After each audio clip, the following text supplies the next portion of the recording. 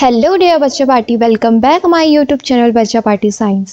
सो बच्चा लोग कैसे हो आप सभी। आई होप आप सभी अच्छे होंगे, स्वस्थ होंगे। तो जैसे कि आप सबको पता है कि हम रिप्रोडक्शन इन प्लांट्स के बारे में पढ़ रहे थे। इससे पहले वाला पार्ट 1 मैंने बना दिया है। अगर जिसने अभी तक वो वीडियो नहीं देखी है तो आपको डिस्क्रिप्शन में नीचे लिंक दी गई है, जल्दी से आप उसे चेकआउट करिए और उसको पढ़िए, ठीक है। और इस चैनल में अभी जो नए बच्चे हैं या फिर अभी आप लोगों ने लाइक और कमेंट नहीं किया है तो जल्दी से लाइक, कमेंट और शेयर ज़रूर करना, ठीक है। तो आज का हमारे 2 टॉपिक्स रहेंगे। पहला है sexual reproduction and second is seed dispersal. Okay, तो ये 2 टॉपिक्स हम आज क्लियर करेंगे। तो आते हैं हम सबसे पहले सेक्सुअल रिप्रोडक्शन में।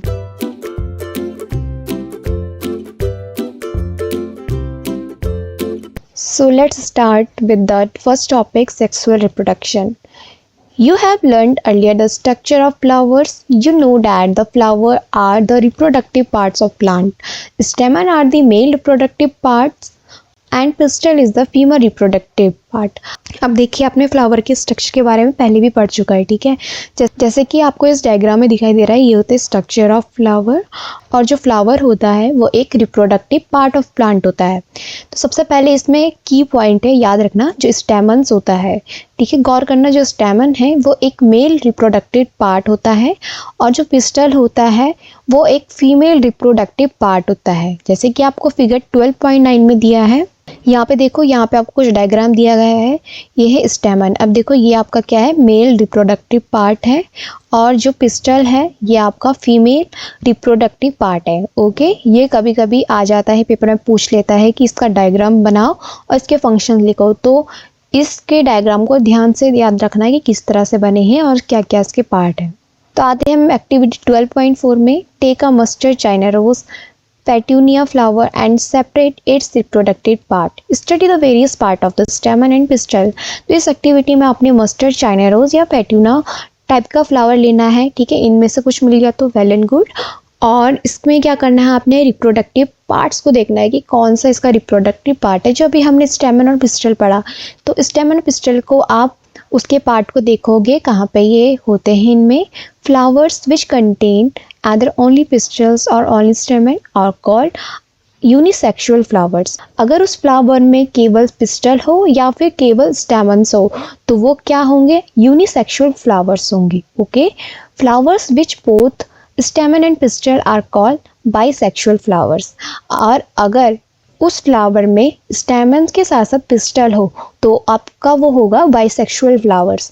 इन दोनों टर्म को याद रखना। यूनिसेक्सुअल क्या होता है, अगर जिसमें पिस्टल ही पिस्टल हो या फिर स्टेमन हो तो वो यूनिसेक्सुअल होगा, और जो बाइसेक्सुअल होगा वो उसमें दोनों चीज़ आएंगी। Okay, corn, papaya and cucumber produce unisexual flower, whereas mustard, rose and petunia have bisexual flower. तो आपके यहाँ पे यूनिसेक्सुअल में एग्जाम्पल दिए हैं, जैसे कि कोन, पपाया, कुकुम्बर।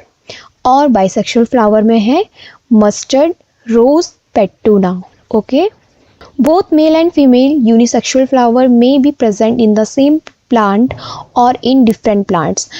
जो आपके मेल या फीमेल पार्ट है यूनिसेक्सुअल के, ये सेम प्लांट्स में भी हो सकते हैं या फिर अलग अलग प्लांट्स में भी हो सकते हैं।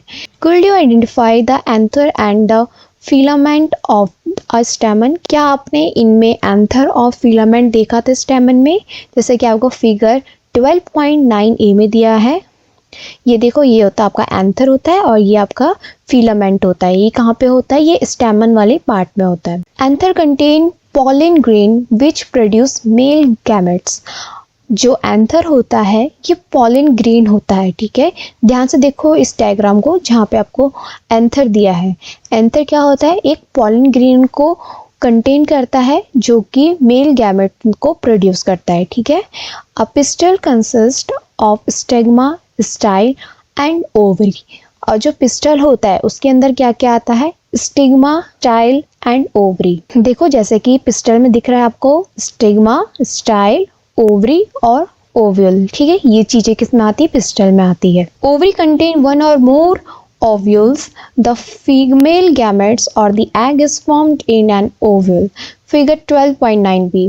जो ओवरी होते हैं वो एक से या एक से ज़्यादा ओव्यूल्स को कंटेन करता है, जो फीमेल गैमेट्स होते हैं या फिर हम उसको एग भी कहते हैं। ये चीज़ें कहाँ फॉर्म्ड होती है? ओव्यूल में फाउंड होती है, जैसे कि आपको फिगर 12.9 बी में दिया गया है। ठीक है, यहाँ पे देखो आपको दिखाई दे रहा है यहाँ पे कि यहाँ पे छोटे छोटे गोले डाले हैं, तो ये क्या होता है? ओव्यूल, जहाँ पे एग्स प्रोड्यूस होते हैं। In sexual reproduction a male and a female gametes fuse to form a zygote. जो सेक्सुअल रिप्रोडक्शन होता है मेल और फीमेल गैमेट्स में, ये फ्यूज होते हैं एक दूसरे से और क्या फॉर्म करते हैं? जायगोट फॉर्म करते हैं। ओके, अब आता है पॉलिनेशन में। Generally, pollen grain have a tough protective coat which prevent them from drying up. Generally क्या होता है, जो पॉलन ग्रेन्स होते हैं कि एक प्रोटेक्टिव लेयर को बनाता है, उसके ऊपर प्रोटेक्टिव कोटिंग को करता है, क्योंकि ये सूखने में मदद करते हैं। ठीक है, यहाँ पे आपको दिखाई दे रहा है पॉलेंस। ठीक है, ये ऊपर रहते हैं इसके। Since pollen grain are light they can be carried by wind और वाटर। जो पॉलन ग्रेन होते हैं वो बहुत लाइट होते हैं। ठीक है, ये वाटर से या फिर एयर से ऑब्वियसली कैरिड हो जाते हैं, इधर से उधर जा सकते हैं। आपने देखा होगा पॉलन ग्रेन को, जैसे कि आपको इस पिक्चर में शो हो रहा है और साथ में आपको फिगर में भी दिया गया है। Insects visit flower and carry away pollen on their bodies. Insects in flowers में जाते हैं और पॉलिन्स को ढूंढते हैं इनकी बॉडीज में। Okay, some of the pollen lands on the stigma of a flower of the same kinds. कुछ पॉलन लैंड्स स्टेग्मा के फ्लावर में सेम रहते हैं। ठीक है, इसमें कोई चेंज नहीं होता है, वो एक जैसे ही रहते हैं। The transfer of pollen from the anther to the stigma of a flower is called pollination. तो पॉलिनेशन होता क्या है यहाँ पे? तो आपको अभी ये पढ़ाया है कि इनमें क्या क्या पार्ट्स होते हैं, ये क्या काम करते हैं। अब पॉलिनेशन के बारे में सुनिए। जो पॉलन ट्रांसफ़र होते हैं एंथर से स्टेग्मा में। ओके, फिर से सुनो। जो पॉलन ट्रांसफ़र होते हैं एंथर से स्टेग्मा में फ्लावर में, ठीक है, उसको हम पॉलिनेशन कहेंगे। इसको याद रखना, ये इंपॉर्टेंट टर्म है। If the pollen lands on the stigma of the same flower और another flower of the same plant, it is called self pollination. अगर जो पॉलन होगा वो पॉलन लैंड स्टेग्मा में ही होगा, सेम फ्लावर में होगा, किसी दूसरे में नहीं जाएगा। या फिर कभी ऐसा हो सकता है कि दूसरा जो फ्लावर होगा उसमें वही प्लांट होगा, कोई चेंज नहीं होगा, मतलब एक दूसरे से वो ट्रांसफ़र नहीं करे किसी चीज़ को, तो उसको हम कहेंगे सेल्फ पॉलिनेशन, मतलब जो खुद से ही अपने एक्स को बनाता है। When the pollen of a flower land on the stigma of a flower of a different plants of the same kind, it is called cross pollination.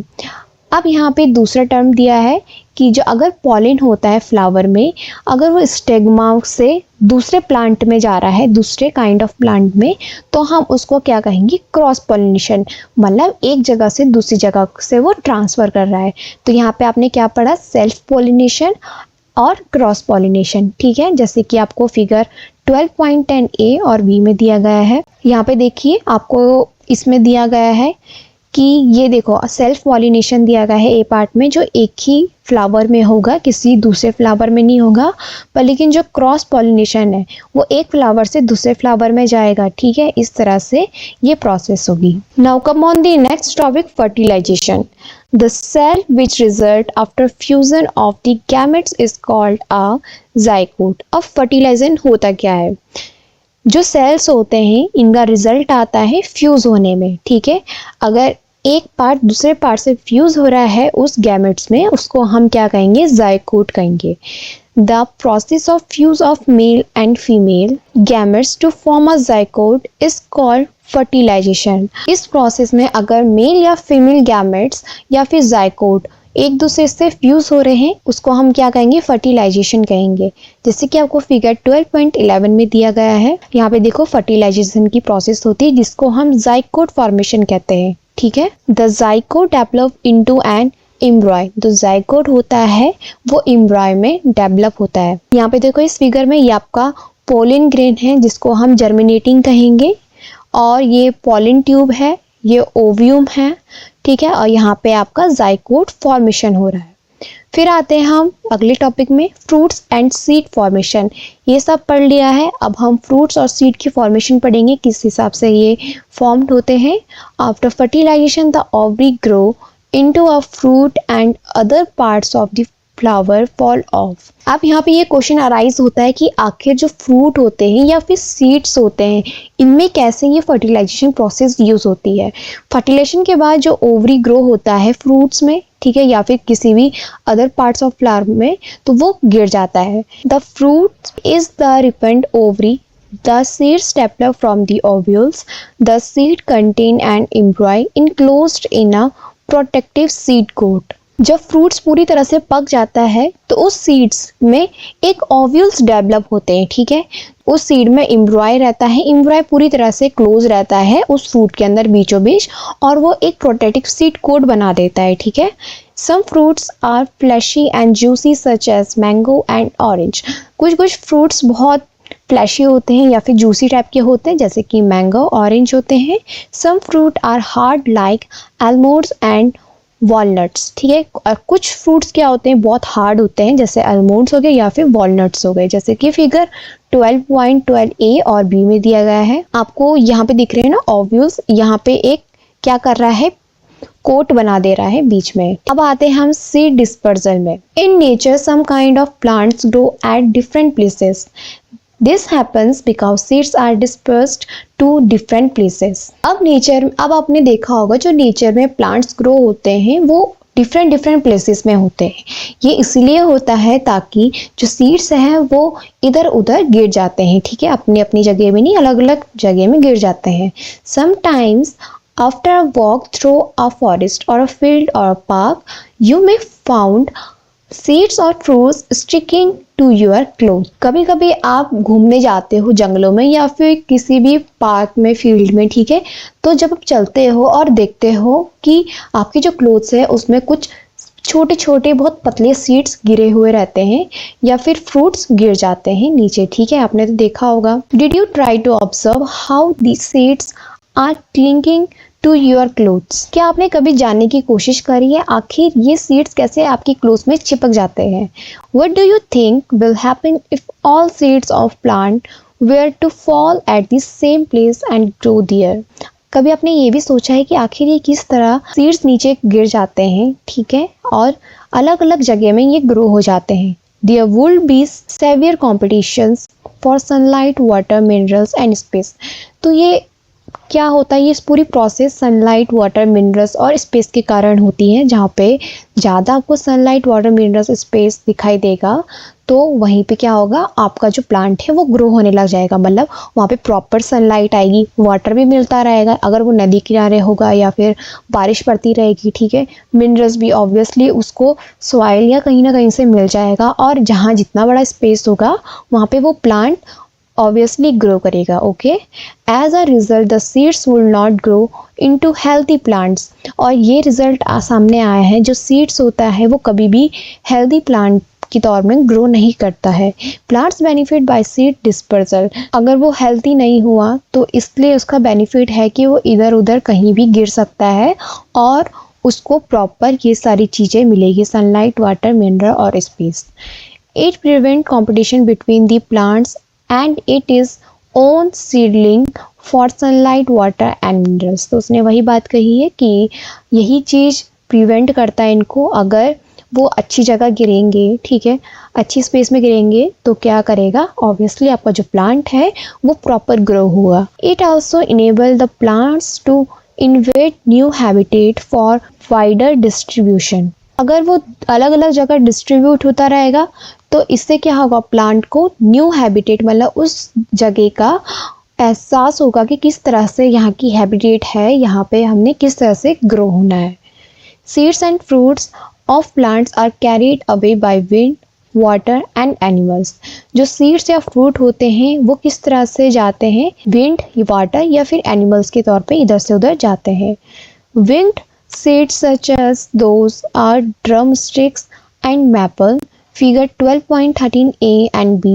Light seeds of grasses or hairy seeds of ack and hairy fruits of sunflower, figure 12.14a or b, get blown off with the wind to far away places। तो जो आपके यहाँ पे seeds दिए गए हैं, wind seeds, जैसे कि ड्रम स्टिक मैपल हो गया, फिर कोई भी लाइट सीड्स हो गए जिसके हेयरी सीड्स होंगे जो बहुत लाइटली होंगे, ठीक है, वजन में, जैसे कि सनफ्लावर हो गया।